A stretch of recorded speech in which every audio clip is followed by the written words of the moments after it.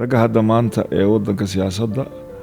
ee xilligan la joogo madaxweyne xasan sheekh madaxtooyada kala taliyay wasiir dawlihiisa Abshir Bukhaari ardaydeedu ka tirsanaa imtixaankii anoo qaadaya markii ay arinta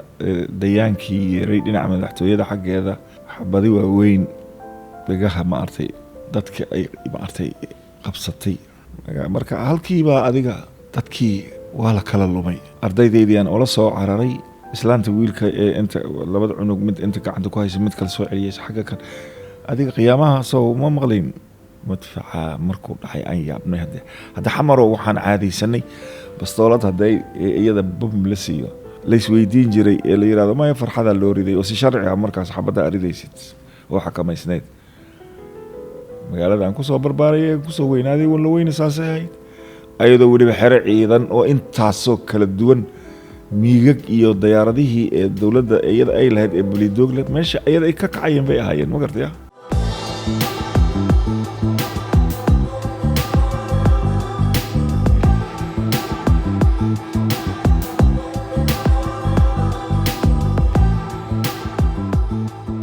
السلام عليكم ورحمة الله وبركاته. بروفيسور محمد عمر ضلحة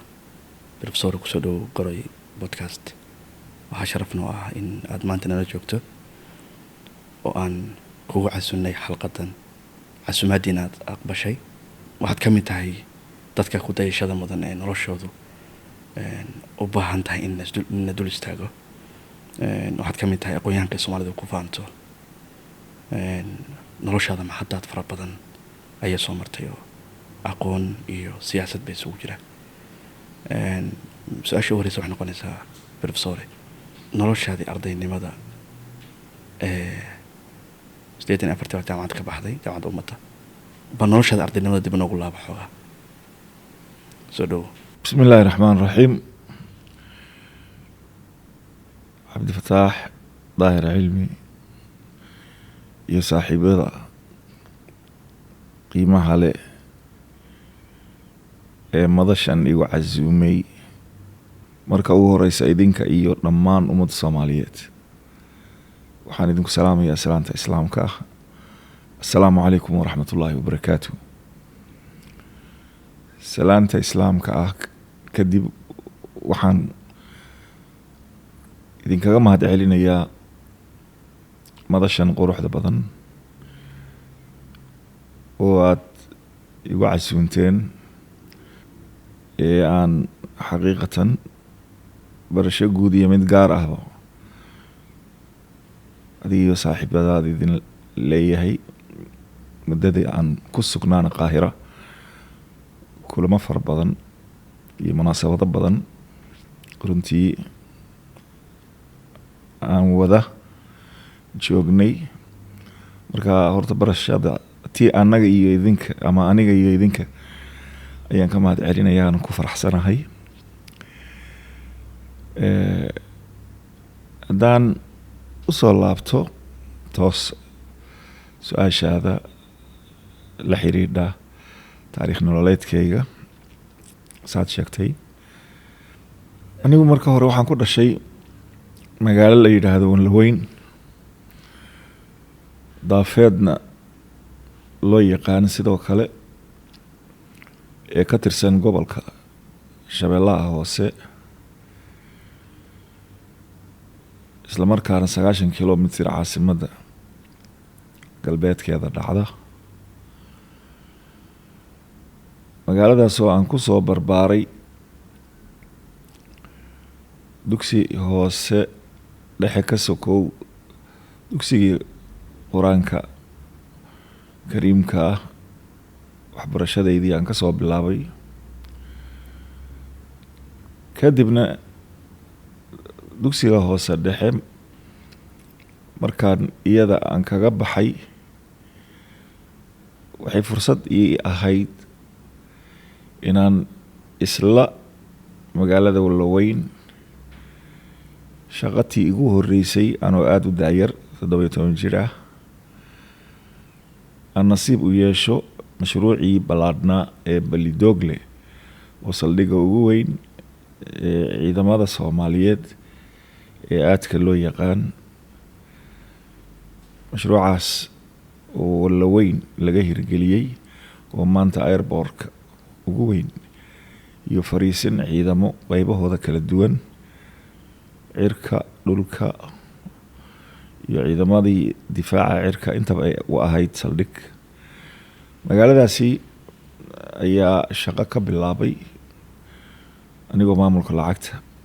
markaasi aan ka shaqaynayay. fursadaasna ee runtii marna aanan ilaaweyn dadka ay maartay sida gaarka ay gacan igu siiyeen. allahu naxariistee labada qof igu qaaliga ahaa nina waxaa la oran jiray ibraahim sheekh cali xaafuun oo xilligaasi ahaa kabtan ciidamada qalabka sida Soomaaliyeed, injineerna ka ahaa Balidoogle, markii dambana corneel ahaa uu ku gaaray darajada. markii dambana siyaasadda marka la soo gaarayna aan ka wada mid noqonay baarlamaankii Soomaaliyeed ee ku meel gaarka shirkii Imbegati aan uga qayb galay lagu soo onkay kadibna aan gudoomiye ku-xigeen koowaad baarlamaanka halkaasi nasiib aan kaga yeeshay inaan noqdo. magaaladaas ayaa misana ii ahayd magaalada taariikh nololeedkayga dhalinyaronimo oo aan ku qaatay hadday ahaan lahayd hiwaayadahaygii ee dadka badi ay igu yaqaanaan qaar haddii ay tahay nin ciyaartooy ee kubadda cagta ah ciyaari jiray baan ahaa. halkaasna waa meeshii aan fankane iyada laftirkeeda inaan bahdaasi ka mid noqdo ii suurtagelisay ayadoo halkaa maartay Balidoogle abwaaniin Soomaaliyeed iyo kooxo isugu jira kuwa sports iyo kuwa fanba oo ay kooxdii horseed ee meeshii ka soo asaasantay ay ahayd. ninkii hormuudka uu ahaa marka Cali Diiri Cali Gaab ayaa xaqiiqatan uu ahaa isagana dhinaca fanka ee maanta inaan ku yeesho kaalin mug leh heesihii aan qaaday yaanana haldhaafin shaqadeydii fursadda dadka sidoo kale aan uga mahad celinayo markii Ibraahim laga yimaado Allah yarxamuhu jeebe ku magac dheeraa ayaa asigana wuxuu ahaa Ibraahim ka sokow Cumar Xaashi Aadan ee ummadda ay yaqaanaan asigana wasiir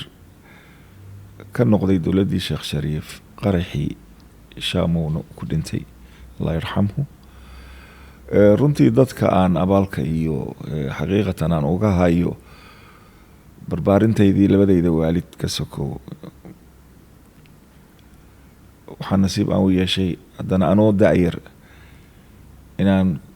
isla magaaladaasi aan ku guursado alxamdulilah ilaahayna uu iga siiyo ubad waan maanta aan uga mahad celinayo rabbi subxaanahu watacaala oo ay garbahayga la siman yihiin qaarkoodana ay wax ku bartaan magaaladan Qaahira ah kuwana dalkii ay joogaan kuwa kalena ay dibadda ku nool yihiin dalalkaasi Yurub. sidaasi ayaan marka ugu horeyso markaan soo koobo bilowga taariikh nololeedkaygii ama dhinaca waxbarasho dugsi quraan hoose dhexe wala weyn wixii ku saabsanaa balse laakiin markaan xamar aan imi wixii ka dambeeyey 80kii ayaa markii aan secondary school oo aan ku dhiganayay qaabka loo yaqaano correspondence school ama afka carabiga loo yiraahdo muraasalaad ama aqoon darsi maadaama shaqo aan hayay wala weyn aan secondary school lahayn markaasi ayaa waxaan la sii jaan qaadayay dugsiyada sare ee Muqdisho. muraasalaadka ama correspondence schoolka ama aqoon darsiga ay ahayd fursadda kaliya ee aan heli karay. alxamdulilah tiina 4 sano kadib 15 May ayaan imtixaankii dugsiga sare ardaydii u fariisatay aan ku jiray ee ku aflaxday. dabadeedna anigoo misana shaqaynaya ee aan halkayga ka tirsanahay oo markaa mashruucaasi hoos imaanayay hoggaanka dhismaha ee xoogga dalka Soomaaliyeed lana oran jiray markiisii hore mashruuca Balidoogle kadibna laanta dhismaha joogtada ee Damaanyo haddana qayb ay ka ahayd Xamar haddana markii la ii soo bedelay markii mashruucii uu dhammaaday Balidoogle halkaasna aan waxbarashadeydii aan codsaday inaan sii wato raggii saraakiisha ahaa ee ayagana markaasi xaqiiqatan aniga ii suurtageliyey inaan scholarship aan helane waxaa ka mid ahaa Maslax Maxamed Siyaad rag kale isagana nin janan ahaa ee runtii u dhashay maanta isagana dhinaca maartay Soomaalida walaalaheena ee waqooyi maartay ka soo jeeday intaasoo dadaal iyo intaas kadibna xiriirkii guud ee shaqaalaha xilligaasi ayaa la ii mariyay gudoomiyihii guddiga shaqaalaha ee annaga nooga qaabilsanaa qayb ahaan ee ka tirsanaa Shariif nin la dhihi jiray ayaa isagana wuxuu ahaa raggii ka qayb qaatay sidaa ayaan waxbarashadeydii xilligaasoo scholarshipka dowladdu iyada ay bixinaysay marka uu horeysana codsiga uu ka soo jawaabayay xafiiska maartay madaxweyne ku-xigeenkii markaasi joogay oo isagana uu ahaa mudane Xuseen Kulmiye Afrax dabadeedna wasaaradii tacliinta sare la ii soo marsiiyey jawaabtiina aan ku helay ay ahayd fursad inaan kuliyadda luqadaha ee jaamacadda ummadda Soomaaliyeed ardaydii qaybtii labaad ee markii ayada la aasaasay kuliyadii cusbaa u dambeeyay bay ahayd laakiin dufcadii labaad inaan nasiib u yeesho inaan ka mid noqdo 4 sanana aan wax ku barto halkaasina aan ka qalin jabiyo dabadeedna la ii qaatay assistant ama barakaaliye wax loo yaqaan taasoo iyadana aan ku monteystay markii aan la imid natiijadii lagu qaadanayay ee ahayd 100 iyo wax la jira ardayga inuu ku gudbo 110 baa ugu sareysay 104 inuu keeno ninka loo qaadanayo ama ardayga inuu jaamacadda assistant ka noqdo ilaahay uu igu guuleeyay natiijadaasi markaan keenay jaamacaddana aad runtii ee lagu qadariyay oo aan mahad uga celinayay iyadana qudheeda xilligaasi jaamacadda ka soo kuliyadii afafka gabadhii hormuudka ka ahayd Dr. Zadaha Faarax Xasan iyo macallimiinteydii qiimaha lahaa oo aan mid u sheegi karin laakiinse uu ka mid yahay inta hadda nool Dr. Cabdalla Mansuur iyo Ciise Maxamed Siyaad ilaahay kuma samadiiday inta geeriyootayna aan ilaawi karin Cabdirasaaq Xuseen Xasan oo jaamacadda Bariga Afrika markii dambe uu ka ahaa macallimiin kale oo ajaanib oo Suudaan maartay ay ka mid ahaayeen iyo kuwa u dhashay dalka maartay Ingiriis oo cadaan ahaa ayaa anaga qaybta wuxuu ii ahaa majorkayga Carabi ama luqadda koowaad aniga maartay aan ku takhasusay tan labaad English bay ii ahayd iyo Soomaaliga oo dhaqan ahaan iyo suugaan ahaan oo ayadana si cilmiyan anaga wax uu noogu dhigay Allah yarxamhu ustaadkeeni Axmed Nuur Yuusuf oo asagana ahaan nin aad looga yaqaan riwaayado fara badan sameeyay baare cilmina ahaa aadna runtii qof wax badan ka tagay oo runtii aan laga sheekeyn karin asagana macallinkeygii macallimiinta qiimaha lahaa ay ahaa marka saaxiibo fara badan ee waxbarashadaasi ee aan maanta inta nool aan xusi karo oo ay maanta ay ka mid yihiin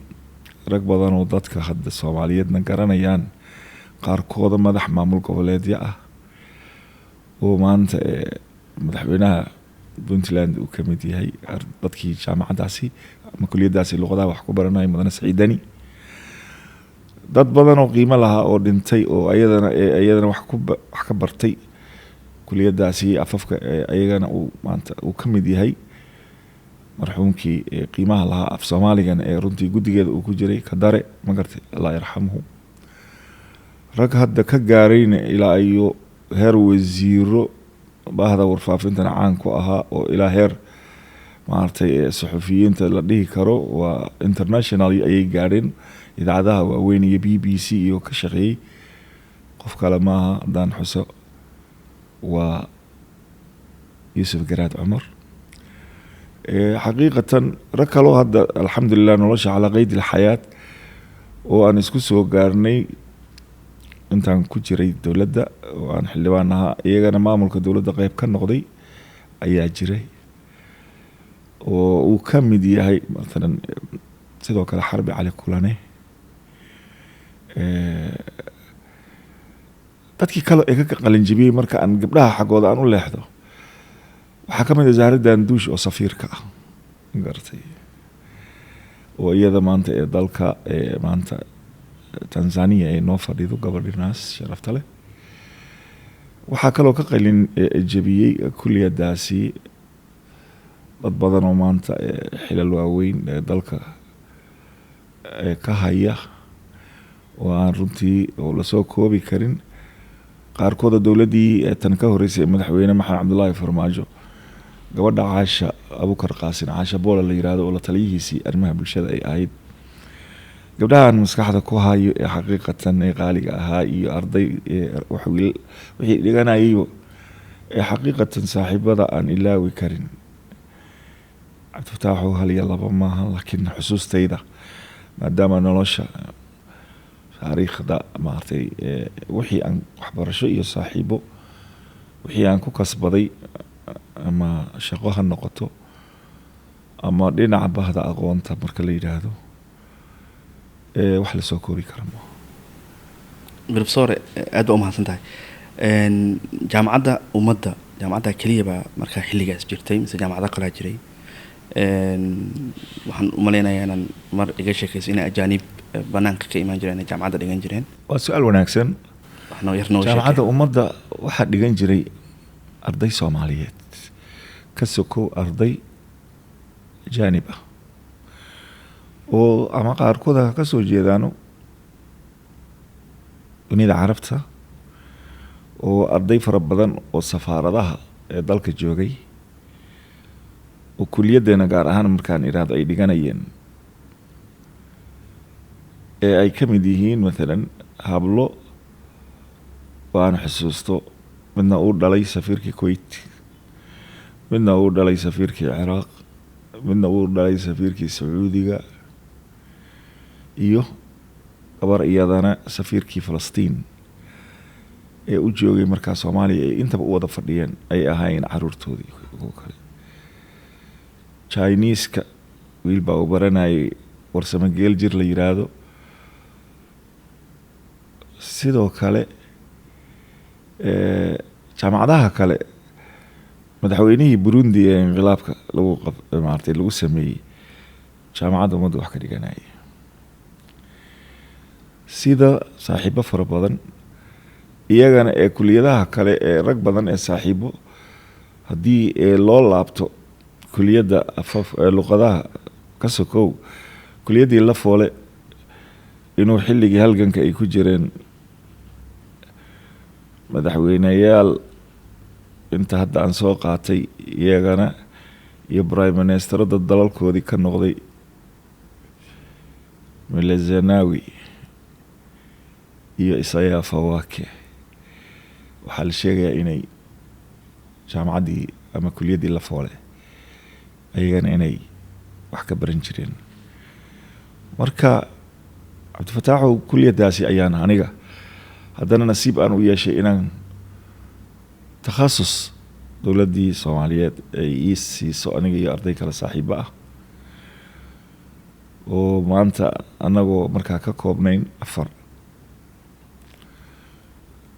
cabdirasaaq hirad wiil la yidhaahdo oo kuliyadda luqadaha ka wada qalin jebinay oo hadda aan umalaynayo inuu ingiriiska uu ku laabtay laakiin markii igu dambeysay puntland jaamacadda bariga africa ayuu macalin ka ahaa professor maxamed cusable maxamuud oo saaxiibkayga asagana kuliyadda luqadaha intaba intaan ka wada baxnay takhasus haddana aan wada aadnay dibloom caaliga magartay aan soo samaynay gabar aad iyo aad u qiimo badan edab iyo akhlaaq ilaahay u dhameeyey ruqiya maxamed baare la oranayay markaan Suudaan tagnayna waxaan ugu soo biiray nin kale dhalinyaro ahaa jaamacad Azhar ka soo baxay oo saaxiib qaali ah dowladda federaalka ee kumeel gaarkan wasiir ku xigeen maaliyadda ee noqday oo markii hadda ugu dambeysayna ahaa xubin ka tirsan guddiga xuduudaha Abuukar Sheekh Cabdi Abuukar Jango ku magac dheeraa xaqiiqatan kuliyadaas iyo markaan ka soo qalin jabiyey takhasusna noo dirtay isla iyadii haddana aan ku soo laabanay aniga dadkii caadiyan dalka ugu soo laabtay baan ahaa runtii macallimiintayda oo qaaliga ah dadka aan ilaawi karinay war soo laabta asan ugu dardaarinayo waxa professor la yiraahdo Maxamuud Maalin Cumar magartay halkii aan waxbarashadii aan ka sii wadnay shalay haddii aan waxbaranaynay kuliyadii abaalkaasi aan ku lahayn ama nagu lahayd iyo jaamacaddii annaga inaan ka noqono wixii nala gashtay dowladdii annaga waxna bartay ummaddii Soomaaliyeed canshuurteedii iyo dhaqaalaheedii deyntiina lagu lahaa inaan gudno ayaa nagu waajibtay ani halkaasaan assistant ka bilaabay markaan soo laabtayna professor lecturer buuxa ayaan noqonay aniga iyo saaxiibkay Maxamed Cusable Maxamuud halkaasaan haddana aan waxbarashadeennii iyo wax allaale wixii markaa ay ku saabsanaa annagoo soo qaadanay shahaadada masterka ka horna dibloom caali ama dibloomka sare dad badan oo iyadana qiimo leh ayaa anagana runtii kalkeena ayaan dalka maanta aan usoo saarnay oo xusuusteena taariikheed iyagana qaarkood aan qarinaynin oo fagaarayaasha marka la isugu yimaado ka cadeeya wiilkii Chinese-ka ahaa safiirka ahaa safiro ayuu ka noqday dalka horta warsame geeljir waxaan uga mahad celinayaa maalinta kalimadda uu u jeedinayay dowladda madaxtooyada asaga ee warqadiisa uu dhiibayay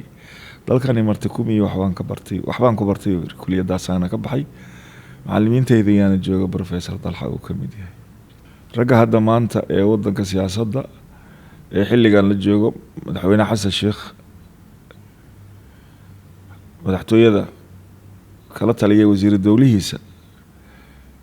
Abshir Bukhaari ardaydu ka tirsanaa kuliyadda luqadaha المعلنka uu soo noqday aniga kuliyadda luqadaha kaliya kama aanan ahayn lecturer ama muhaadir ama cashar bixiye waxaan nasiib u yeeshay inaan noqdo part time aan bare maartay marka aanan rasmi ku ahayn laakiin kuliyadii saxaafadda journalism kuliyadaas oo rag markii dambe mashaariicda WFP iyo ayaga rag hadda ayagana markii dambe madax ka ah dalka Maxamed Saalax iyo wiil oran jiray aan ka xasuusto iyo in kale Umar finishna waa kullaybo غنينا عن التعريف عمر فينيش معهد كي وتعريب الإداري لو رنجري جامعة عربتا هوس إيماني وريبا أليكسو منظمة التربية والثقافة والعلوم لها بريق أفريقيا كويلي واخد عمد العاصمة وانقرت دغي مقالة النقضي أردي داسي وان روتين نسيبكو إيا شيء مانتا أنكو فاني كارو أي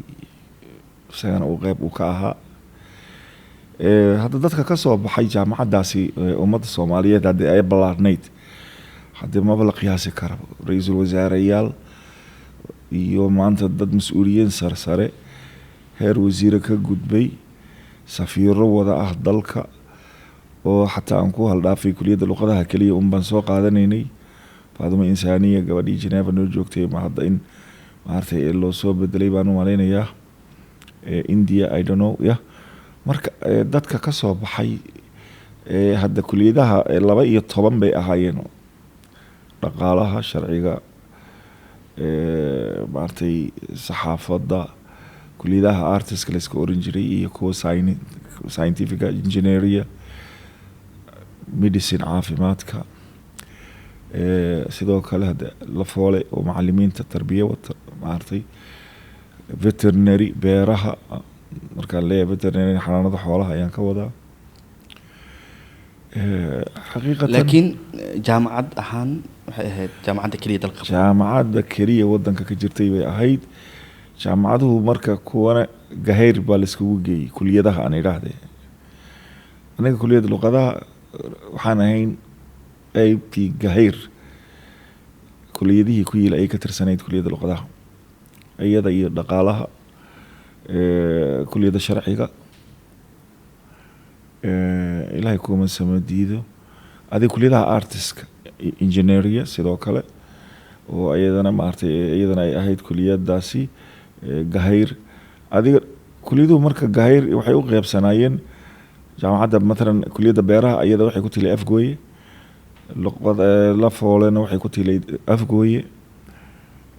sidoo kale maartay kuliyada medicine waxay ku tilay meesha isbitaal Digfer agtiisa oo hadda Erdogan maartay loo bixiyay isbitaalkaasi kuliyada diraasaat al-islaamiya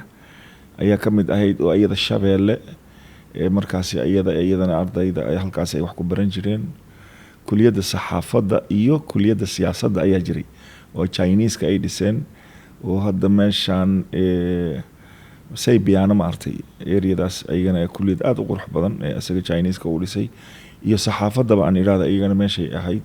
meeshay wax ku baranayeen ardaydaas marka xaqiiqatan hadda waxaan maalgelinayay midowga Yurub oo Talyaaniga luqadaha wax lagu bartane Talyaaniga ay u badnaayeen marka luqadaha anaga la yiraahdo مثلا 4 luqadood ayaa wax lagu baranayay English iyo Carabiga oo isa saarnaa hadda adiga English ku noqdo major minor kaaga Carabi uu noqonay hadii major kaaga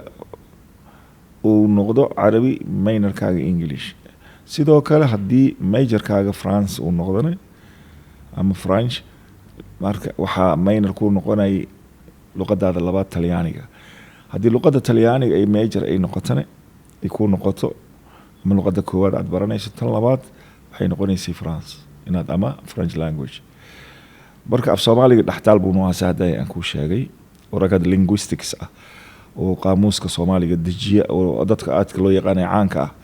ee aan kaaga tilmaamay Professor Abdalla Mansour iyo Professor Ciise Maxamed Siyaad iyo rag kale ayaa jiray macallimiin kale ee takhasusyo kala duwan leh oo Soomaaliya ajaanib leh oo ama kuwa Soomaali marka laga yimaado ama dalalka Carbeed ee Suudaan maartay anaga مثلا ayaa wax nooga dhigayeen macallin Suuriyaan ah anaga ee maartay mamduux xaq la yiraahdo maartay uu jiray oo literature-ka noo dhigaya ama adabka marka macallimiinta marka waxay isugu jireen Dr. Nuushin in la dhahay anaga مثلا literature-ka noo dhigay oo Suudaani aha macallimiin kale marka waxad aan xusuusanin ama wixii Talyaani baa laga helay wixii Faransiisna waxa waaye sidoo kale macallimiin xataa Djibouti maartay oo ayaga professor gabdha oo markaas wax ka dhigay baa jiray qaybtaasi Talyaanigana sidoo kale dadkii takhasusiyada Talyaaniga haystay iyo macallimiin Talyaani oo dhashay baa ayagana lecturer ku bixinayay adi qaabkaas ay wada ahaayeen luqad waliba dadka haysta takhasuskeeda marka loo baxana dhinacyada kale ee scientific-ka jaamacadaha ah maartay iyagana waxa waaye sida dadkii ku soo takhasusay way hadda kulli ay lahayn oo wataan ku sheegay ra'iisul wasaarayaal Ali Maxamed Geedi professor ka saaka mid ra'iisul wasaare noqday ragii xanaanada xoolaha ahaa ma garatay مثلا hal jiray ra'iisul wasaarihii isagana saacid sidoo kale dhaqaalaha ay ahayn isaga iyo gabadha xaaskiisa ahayd wali xaaja cilmi ah dad badan hadda maanta kulli dadka dhaqdhaqaaqay ee dadka Soomaaliyeed ee la dhihi karo hadda iyaga wada ama professor inta badan ee dadka haysta way aragnimo iyo takhasuskiyada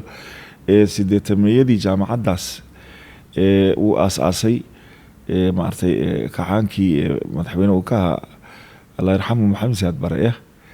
xilligaas ayaa la aasasay jaamacadahaasi waxyaabaha wax qabadka wanaagsan ee dhinaca waxbarashada lagu xasuusto iyada iyo af Soomaaliya ayaa waxay ka ciyaareen runtii waxa aan taariikhda ummadda Soomaaliyeed aan la inkiri karin marka sidaasay horta anaga bahda waxbarashada aan ugu soo dhex jiray saaxiibo badan oo maanta aan ilaawi karin haddaan military aan aado abaandulaha ciidamada hadda markii dambe afhayeen buu hadda uu ka ahay caanood maartay janan la yiraahday he was one of my students one of maartay marka maanta waxa waaye wax badan baan dadka markaan aan dhex joogo waxaan iraahdaa ninkaygan Landheeraha 25 kiina iska wata laakiin I have maartay enough friends iyo saaxiibo aan ku kasbaday bahda aqoonta ama fan ha noqoto ama ha noqoto waxbarasho ha noqoto ama sport ha noqoto ama shaqo ha noqoto ma gartay albaab iga xiran ma jirto taasna aan kula kaftamaayo xilka aan la iska qaadi karin waan wataa baan iraahdaa aan professor yani always oo aan halkaasi markii hiwaayadeyda la soo qaatane ninkayga sportiga aan ka fariistay ilaa iyo na u ciyaaro dekadaha ayaan soo gaaray oo maanta wasiirka noqday maxaa la oran jiray ciyaaraha marna gargaarka Xamse maanta wasiir Xamse kubadda cagta waxaan u safarnaynay kooxdii dekadaha oo aan maanta asaga xildhibaan maanta waliba golaha shacabka uu ka mid yahay